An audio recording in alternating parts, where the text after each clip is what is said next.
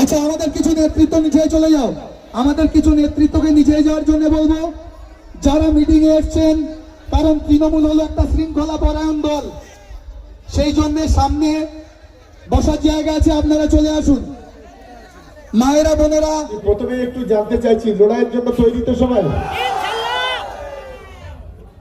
আচ্ছা, কারা কি বললো এখানে? আমার দিদি বোনেরা কি বললো আর এরা কি বললো বুঝতে পারলাম না। আচ্ছা, প্রথম আমি ছেলেদের বাড়ি লড়াইয়ের জন্য তৈরি, সেটা আজকে যদি আমি এখানে আসতে না পারতাম তাহলে বুঝতে পারতাম না। তাই বিধানসভার পক্ষ থেকে আপনাদের সকলকে ধন্যবাদ জানাই। সবার সভাপতি আমাদের মোক্তার ভাই, এখানে আমাদের প্রার্থী ছোট ভাই বাহারুল আছে, মমতা বন্দ্যোপাধ্যায় অভিষেক বন্দ্যোপাধ্যায় মনোনীত তৃণমূল কংগ্রেসের প্রার্থী।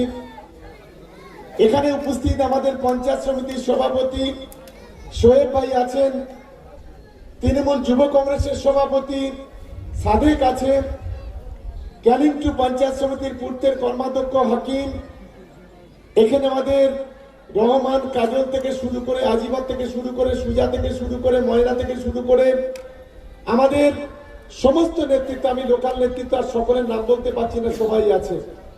চন্দন শ্যামল থেকে শুরু করে আমাদের ওদিকে প্রভাত থেকে, বিশ্বজিৎদা থেকে শুরু করে, হেমন্তদা নীরা থেকে শুরু করে আমাদের সকলেই নেতৃত্ব আছে। আর বিশেষ করে আপনারা যারা আছেন, আপনাদের সকলকে ধন্যবাদ জানিয়ে দুটো তিনটে কথা বলবো। আমি প্রথম জানতে চাই, আপনারা আমার প্রতি বিশ্বাস আছে তো সবার? ভালো করে বলতে হবে, আছে তো? আমি আরেকটা কথা জানতে চাই, আমার যারা অপমান করেছে গত 1.5 বছর ধরে, তার যোগ্য জবাব আপনারা দেবেন। ধন্যবাদ সকলকে। আমি অত্যন্ত গর্বিত একটা জায়গায়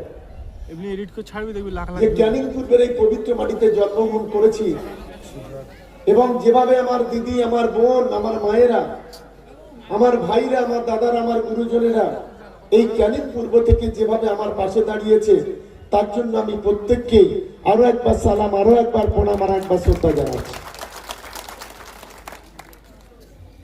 আপনারা জানেন যে আমরা 2024 লোকসভা নির্বাচন, যে নির্বাচনে এই দেউলিটু সহ ক্যানিং পূর্ব থেকে 1,66,244 ভোটে আমরা লিড পেয়েছিলাম। যখন আমরা 2024 নির্বাচন করেছি, তখন আমাদের মাননীয় মুখ্যমন্ত্রী মমতা বন্দ্যোপাধ্যায় লক্ষ্মীর ভান্ডারের 1000 টাকাটা 1500 টাকা করেনি, আর 1200 টাকাটা 1700 টাকা করেনি।